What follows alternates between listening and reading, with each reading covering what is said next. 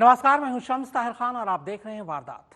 भारत चीन सीमा पर जारी तनाव के बीच बड़ी खामोशी से चीन एक बेहद शातिराना चाल चल रहा है। ये चाल ऐसी है कि अगर ये कामयाब रही तो भारत को एक साथ 3 फ्रंट पर जूझना पड़ेगा, क्योंकि चीन के ऑपरेशन 3 का मकसद ही यही है, भारत को 3 तरफ से घेरना। पाकिस्तान पहले से ही मौके की ताक में लगा है। नेपाल के सुर भी अब अचानक बदले बदले हैं और भूटान ने ऐसी पलटी मारी है कि यकीन ही नहीं होता।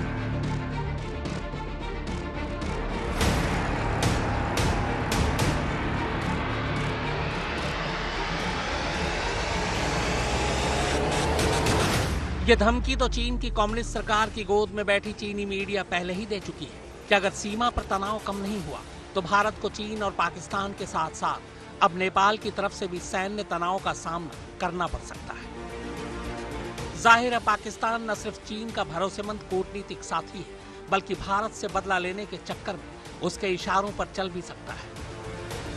वहीं चीन ने दूसरी तरफ नेपाल से भी नजदीकी बढ़ानी शुरू कर दी है।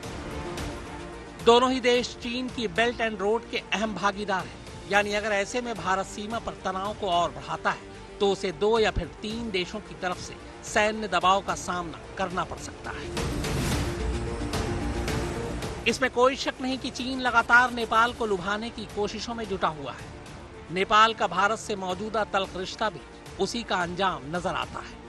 अपनी बेल्ट एंड रोड परियोजना का हिस्सेदार बनाने के अलावा चीन के हाथ में नेपाल के कई इंफ्रास्ट्रक्चर प्रोजेक्ट भी हैं। इतना ही नहीं, वो नेपाल को लगातार उकसाने की कोशिशें भी कर रहा है। ये ट्वीट उसी कोशिश की पहल है। गलवान घाटी में एलएसी के नजदीक हुए भारत चीन के संघर्ष में चीनी सैनिकों के मारे जाने की खबर है। भारत लगातार न सिर्फ चीन के साथ बल्कि नेपाल के साथ भी सीमा विवाद को उलझाने की कोशिश कर रहा है।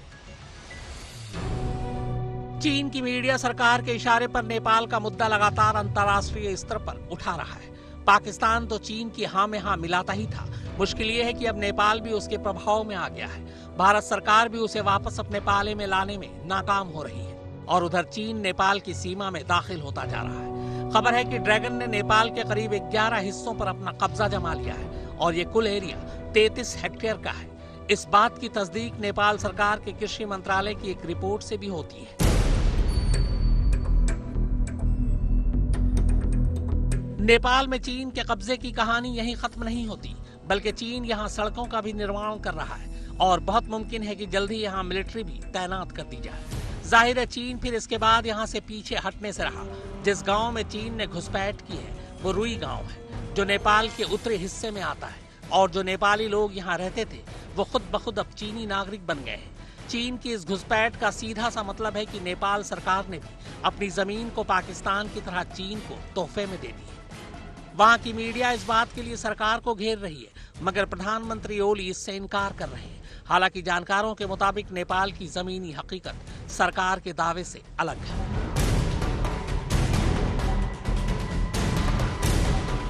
चीन के इस घुसपैठ के बावजूद नेपाल की ओली सरकार भारत के साथ ही उलझने में लगी हुई है और लगातार नए नए नक्शे जारी कर उसने इस विवाद को अंतर्राष्ट्रीय स्तर पर पहुंचा दिया है। जबकि नेपाल और भारत के रिश्ते बहुत पुराने हैं और अक्सर भारत नेपाल की मदद भी करता रहा है। इतिहास गवाह है कि 1949 में जब से पीपल रिपब्लिक ऑफ चाइना का गठन हुआ और कम्युनिस्ट सरकार पावर में आई, तब से पिछले 71 सालों में ड्रैगन एशिया और साउथ एशिया की काफी जमीन कब्जा चुका है और अब इस कड़ी में अगला नंबर नेपाल का भी हो सकता है।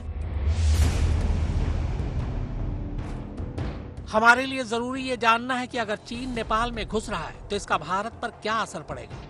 आपको बता दें कि चीन और नेपाल का बॉर्डर बहुत लंबा है और नेपाल सिर्फ 2 देशों के साथ अपना बॉर्डर साझा करता है।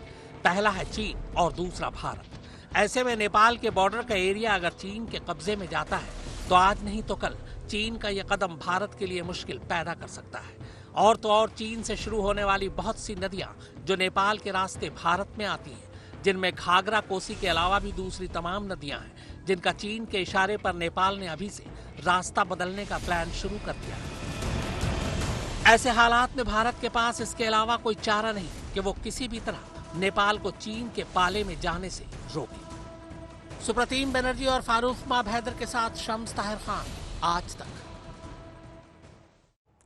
तो चीन का मिशन एक तरफ नेपाल को अपने पाले में लेकर उसकी जमीन से भारत को घेरना है, क्योंकि गलवान और लद्दाख के सबसे नजदीक नेपाल ही है।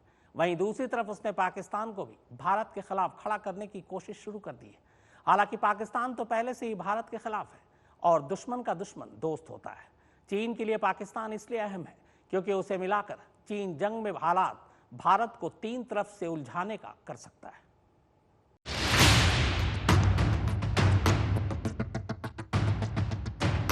चीन के ऑपरेशन 3 का सबसे अहम हिस्सा है पाकिस्तान, क्योंकि पाकिस्तान अगर चीन की बातों में आ गया तो तीन फ्रंट पर जंग करने में भारत को मुश्किल हो सकती है। इसमें कोई शक नहीं कि भौगोलिक तौर पर पाकिस्तान बहुत अहम जगह पर है और इसीलिए चीन ने अब पाकिस्तान के रास्ते भारत की घेराबंदी शुरू कर दी है।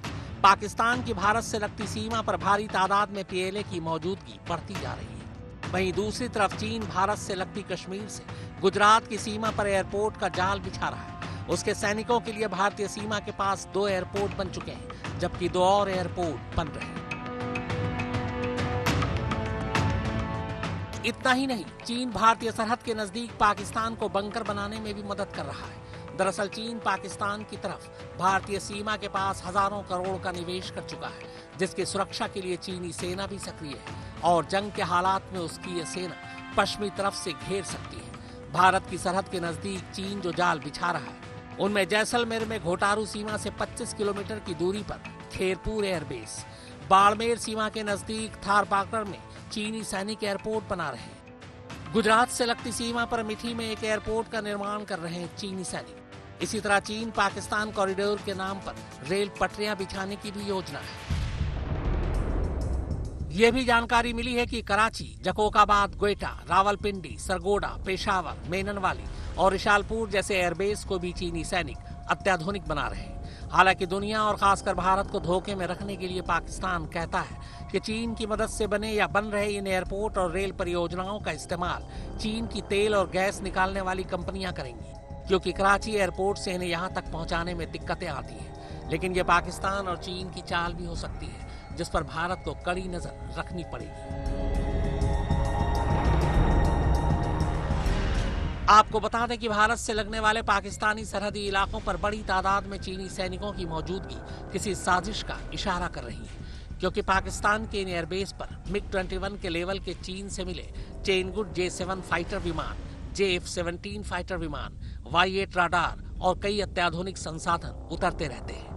खुफिया जानकारी के मुताबिक जैसलमेर के सामने पाकिस्तान के पीर कमाल और चेलिस्तान में बड़ी तादाद में चीनी सैनिक देखे भी जा सकते हैं।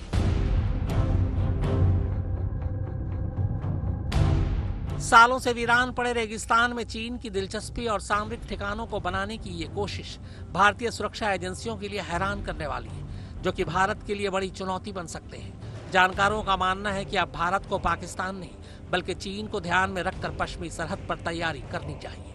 मगर चीन सिर्फ सामरिक ठिकाने ही नहीं तैयार कर रहा, बल्कि वो बीकानेर से लेकर गुजरात की सीमा पर पाकिस्तान को पक्के बंकर बनाने में भी मदद कर रहा है। ये तस्वीर उसकी गवाही दे रहे हैं। रेत के टीलों में पक्के बंकर का निर्माण भी भारतीय सुरक्षा एजेंसियों के लिए कान खड़े करने वाले हैं। चालाक चीन के चालों से भारत को चौकन्ना रहना होगा।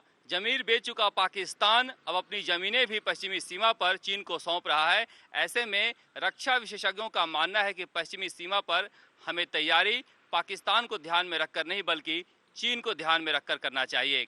चीन का मूवमेंट और मोबिलाइजेशन ऑफ ट्रुप्स को मद्देनजर रखते हुए शक होता है कि चीन की नीयत कुछ और है, उसकी हरकत देखी जा रही है। ये साफ जाहिर होता है कि चीन कहता कुछ और है और करता कुछ और है। इस चीज को मद्देनजर रखते हुए हमें हमेशा तैयार रहना चाहिए। बातचीत होती रहनी चाहिए, लेकिन तैयारी में कोई कमी नहीं होनी चाहिए। गलवान के हादसे के बाद चीन को एहसास हो गया है कि हिंदुस्तान वाकई जो कहता है वो करके दिखलाता है। खबर है कि अब तक 350 से ज्यादा बंकर चीनी मदद से पाकिस्तान तैयार कर चुका है, जिन्हें झाड़ियों के नीचे छुपाकर बनाया जा रहा है। इन बंकरों को बनाने में ऐसे पत्थरों का इस्तेमाल किया जा रहा है जिनसे ये साफ साफ नहीं दिखे।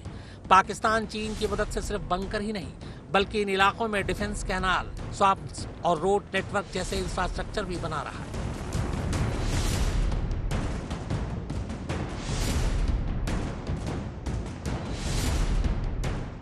इतना ही नहीं, राजस्थान से लगती 1025 किलोमीटर की सीमा पर चीन की 30 से ज्यादा कंपनियां तेल और गैस की खोज के अलावा कंस्ट्रक्शन के कामों में लगी हैं।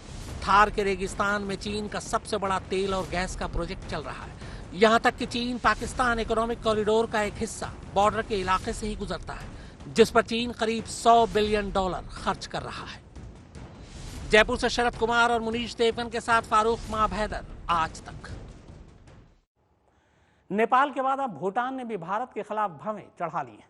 चीन के दबाव के बाद असम के करीब भूटान ने भारतीय सीमा पर सिंचाई के लिए पानी छोड़ना बंद कर दिया है। इतना ही नहीं, भूटान ने भारतीय पर्यटकों के लिए अचानक फीस भी बढ़ा दी है।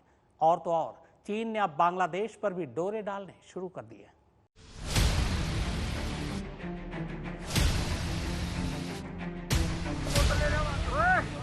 एक तरफ चीन से सीमा विवाद चल रहा है तो दूसरी तरफ नेपाल से नक्शा विवाद। और अब पड़ोसी देश भूटान ने भी एक नई समस्या खड़ी कर दी है। भूटान ने अपने देश से भारत आने वाले पानी को रोक दिया है। अचानक पानी रोके जाने की वजह से असम के बक्सा जिले के किसान काफी परेशान हैं। बक्सा जिले में करीब 25 गांवों के 6000 से ज्यादा किसान भूटान से आने वाले पानी से खेती करते हैं। हालांकि असम सरकार के उच्च अधिकारी इससे इनकार कर रहे हैं। कुछ महीने पहले भूटान ने भारत से पर्यटक के तौर पर आने वालों से हर दिन 1000 रुपए से ज्यादा फीस लेनी भी शुरू कर दी थी। दरअसल जब से लद्दाख की गलवान घाटी में भारत चीन विवाद शुरू हुआ है, तब से ही चीन भारत के पड़ोसी मुल्कों पर भारत के खिलाफ जाने के लिए कूटनीतिक दबाव बना रहा है। चीन ने दक्षिण एशिया के इन पड़ोसी देशों में काफी पैसा लगाया हुआ है और इसी दबाव में वो इन मुल्कों को अपने इशारों पर नचा रहा है। दक्षिण एशियाई देश बहुत हद तक चीन पर निर्भर हो चुके हैं। इनमें पाकिस्तान, नेपाल, भूटान, श्रीलंका और बांग्लादेश भी शामिल है। गलवान घाटी में विवाद के बाद चीन ने अब भारत के पड़ोसी और मजबूत सहयोगी बांग्लादेश को भी लुभाना शुरू कर दिया है। इस कड़ी में उसने बांग्लादेश में भेजे जाने वाले चीनी उत्पादों पर से 97% तक टैरिफ को कम कर दिया है, जो बांग्लादेश के लिए बहुत बड़ी राहत मानी जा रही है। मगर भारत के लिए बीजिंग और ढाका का करीब आना चिंता का विषय है, क्योंकि भारत हमेशा से ही बांग्लादेश को अपना अहम दोस्त मानता रहा है। हालांकि पिछले साल एनडीए सरकार के सीए कानून को लेकर दोनों देशों के रिश्तों में खटास आ गई थी। मुनीश देवगन और फारूक माब हैदर के साथ सुप्रतीम बैनर्जी, आज तक। तो वारदात में फिलहाल इतना ही, मगर आज तक पर खबरों का सिलसिला लगातार जारी है।